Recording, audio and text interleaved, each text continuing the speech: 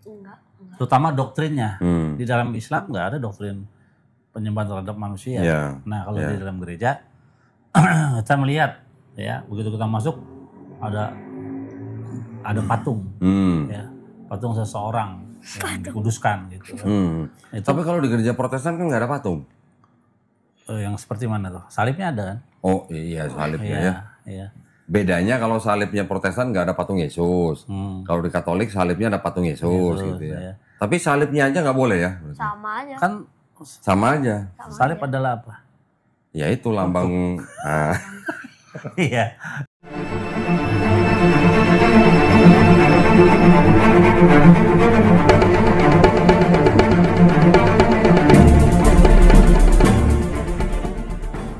Salam saudaraku, di konten kali ini kita akan memberikan tanggapan terkait podcastnya Donditan bersama dengan narasumber yang katanya merupakan praktisi Judaism ya. Jadi memang di Indonesia itu sekarang ada yang namanya praktisi Judaism yang salah satunya berada di bawah bimbingan si Rabbi Tovia Singers ya, atau orang yang mereka anggap sebagai rabi lah ya. Dan mereka-mereka ini lebih dekat dengan Islam dibandingkan dengan Kristen. Jadi bahkan argumentasinya mereka itu pun seringkali menyerang Kristen dibandingkan menyerang Islam itu sendiri. Tapi ya kita cukup maklum lah ya, karena sebenarnya mereka-mereka ini kan tidak diakui atau tidak resmi sebagai agama di Indonesia. Makanya ya terkadang perlulah sesekali menjilat agama Islam sebagai agama mayoritas di Indonesia. Siapa tahu ke depan ya Indonesia yang merupakan mayoritas agama Islam ini itu akhirnya bisa menerima dan mengakui orang-orang Judaism ini ya menjadi sebuah agama resmi di Indonesia ya. Makanya kebanyakan dari mereka ini lebih sering menyerang kekristenan, tetapi so akrab atau so baiklah dengan Islam gitu ya. Padahal kalau kita lihat nih Yahudi asli yang ada di Israel sana atau bahkan yang ada di negara-negara luar lah ya, mereka itu nggak pandang bulu mau Islam ataupun Kristen, bagi mereka itu sama aja. Cuma ya yang di Indonesia ini agak beda lah ya. Ya bagaimana lagi, namanya cari muka ya di hadapan agama mayoritas. Jadi ya wajar-wajar aja kalau mereka lebih sok dekat dengan Islam dan lebih banyak menyerang kekristenan teman-teman. Nah sebelum saya tampilkan sepenggal video dari Donditan yang khusus kita akan bahas kali ini satu topik aja ya. Sebenarnya ada banyak sih di dalam podcastnya itu poin-poin yang perlu kita luruskan. Cuma saya tertarik dengan satu argumen yang nanti kita akan tanggapi teman-teman. Ya saya terlebih dahulu jelaskan dulu lah ya secara singkat siapa narasumber yang ngaku sebagai praktisi Judaism ini ya. Namanya itu adalah Billy. Saya juga sempat beberapa kali lihat dia ada di TikTok ya. Terkadang dia ini live bergabung dengan para polemikus Islam lah ya untuk membahas dan juga menyerang kekristenan. Dan di awal podcast ini dia itu cerita kalau bapaknya adalah seorang Kristen Advent katanya ya, Kristen yang sebenarnya itu sangat-sangat berbeda dengan Katolik ataupun Protestan ya. Bahkan gereja-gereja Advent ini pun bukan bagian dari gereja-gereja yang ada di bawah naungan PGI ya. Dan ibunya ternyata adalah seorang Muslim teman-teman ya. Jadi dari sini saja kita sudah bisa melihat salah satu alasan sederhana kenapa dia ini kelihatan sentimen dengan Kristen dan cenderung memihak Islam. Dan katanya lagi nih, kakek buyutnya itu katanya orang Yaman. Waduh, lengkap lah sudah ya. Jadi ini sekilas daripada latar belakangnya si Billy ini. Nah sekarang mari kita lihat dulu ada sebuah argumentasi dari dia yang akan kita tanggapi. Nah, Billy ini orang yang saya pernah bilang beberapa kali bahwa saya sama Billy pernah ke sebuah pusat perbelanjaan. Terus pada waktu itu waktunya sholat asar, ya. Iya betul. Kita sama-sama masuk ke dalam masjid. Betul. Ya, jadi saya di soft depan sama jemaah yang lain, Billy di soft paling belakang sendirian. Ya, di dinding paling belakang. Apa tefila ya? Tefila minha. Ya. Nah, tefila minha sendirian gitu. Emang nggak boleh join sama yang soft depan gitu? Boleh juga. Boleh juga. Aja. Cuman mungkin kan bacaannya beda. Iya. Ya kan? Nah, ini bukti bahwa seorang Yahudi ketika dia pergi ke suatu tempat nggak menemukan sinagog, mereka boleh masuk dalam masjid. Boleh. Betul kan? Boleh. Kenapa? Karena buat mereka masjid adalah tempat menyembah Tuhan yang Maha Esa. Betul. Betul kan? Tapi nggak boleh masuk gereja. Iya. Boleh, batasnya bayangan genteng. Banyak genteng. Nggak boleh masuk kan? Nggak boleh. Kenapa? Nah, kita pengen dengar sendiri langsung dari orang Yahudi ini. Pertama gini, kenapa Islam itu kita boleh masuk ke musola atau masjid? Karena di dalam masjid atau musola itu tidak ada praktek penyembahan avodazara, penyembahan berhala, nggak ada itu. Tolong jelasin dong avodazara apa? Penyembahan berhala. Penyembahan berhala. Penyembahan zara itu Asing ya? ya Tuhan asing lah, jadi berhala. Nah di dalam musola atau masjid itu tidak ada apa namanya gambar atau patung, nggak ada. Ikon nggak ada. Ya. Kan firmannya Jangan buat lo tisa gimana? Lo ta'asel leka fesel fekotemuna. Jangan apa gimana? Pasir bahasa main, mumal, pasir baras, mitakat pasir bamain, mitakat baras. Nah, jadi malah hafalan dia. Iya, jangan membuat bagimu fesel, patung. VH temuna dan juga ikon. Temuna itu ikon. Jadi nggak boleh ada gambar orang atau patung. Boleh. Nah, lo tistakan lo takdem, jangan kau sujud menyembah kepadanya atau memberi hormat, nggak boleh. Ya di dalam masjid atau musola nggak ada itu. Terutama apa? Terutama doktrinnya. Di dalam Islam nggak ada doktrin penyembahan terhadap manusia. Nah kalau di dalam gereja kita melihat ya begitu kita masuk ada patung, ya patung seseorang yang dikuduskan gitu. Tapi kalau di gereja Protestan kan nggak ada patung.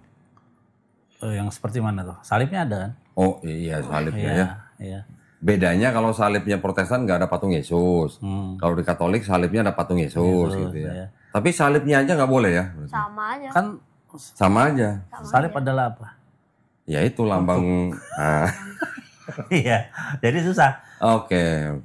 Jadi setiap orang Kristen, setiap orang Islam itu, misalnya orang Islam melihat tulisan Allah atau Nabi Muhammad, apakah boleh menggambarkan?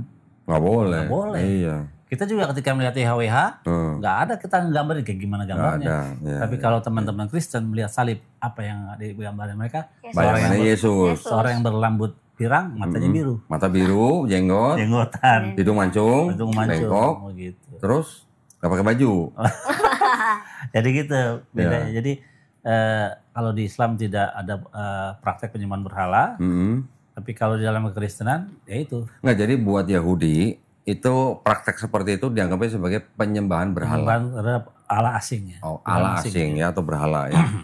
Nah, di dalam Islam sendiri sebenarnya ada perdebatan apakah non-muslim itu, baik itu Yahudi atau Nasrani atau Kristen ya, boleh masuk ke masjid atau tidak. Ini masih masuk doang loh ya, belum beribadah, jadi hanya masuk saja ke masjid. Itu saja sudah ada perdebatan dari kalangan Islam sendiri. Kalau mazhab Hanafi itu memperbolehkan non-muslim masuk ke masjid, sedangkan mazhab Maliki itu melarang non-muslim itu masuk masjid. Kalau non-muslim saja hanya masuk ke masjid, itu sudah timbul perdebatan di kalangan Islam. Lalu bagaimana kalau sampai non-muslim itu beribadah? Tentu ini bisa lebih panjang lagi urusannya ya. Bahkan kalau kita melihat di Yerusalem sana, itu Yahudi dan Islam itu lagi ribut soal boleh ibadah di Masjid Al-Aqsa atau tidak. Lagi rame itu sekarang teman-teman ya. Jadi apa yang disampaikan baik oleh Don Ditan dan juga praktisi Judaism ini, pada dasarnya itu semua adalah subjektif ya, bukan pandangan Yahudi secara keseluruhan, apalagi Yahudi-Yahudi asli yang ada di Yerusalem sana. Jadi terkesan mereka ini cuma omon-omon doang. Ya setidaknya saling mendukung lah untuk menyerang kekristenan. Kan itu tujuannya dalam podcast ini. Terus yang kedua, praktisi Judaism ini mengatakan kalau Yahudi itu boleh ibadah di masjid, tapi nggak boleh ibadah di gereja. Dan alasannya ini klasik banget teman-teman, karena katanya di gereja itu ada patung atau ada simbol yang dianggap sebagai penyembahan berhala, sedangkan di masjid katanya nggak ada. Padahal ya kalau kita telusuri lebih dalam nih ya, Justru ketika beribadah di masjid itu ya ada yang namanya kiblat, dan kiblatnya itu mengarah kemana? Mengarah ke Mekah, teman-teman, tempat di mana ada yang namanya batu hitam atau Ka'bah yang dulu merupakan tempat di mana isinya itu adalah berhala-berhala yang disembah oleh orang-orang Quraisy, teman-teman ya. Tetapi kemudian di zaman Muhammad berubah menjadi tempat ataupun kiblatnya dari sesembahan umat muslim.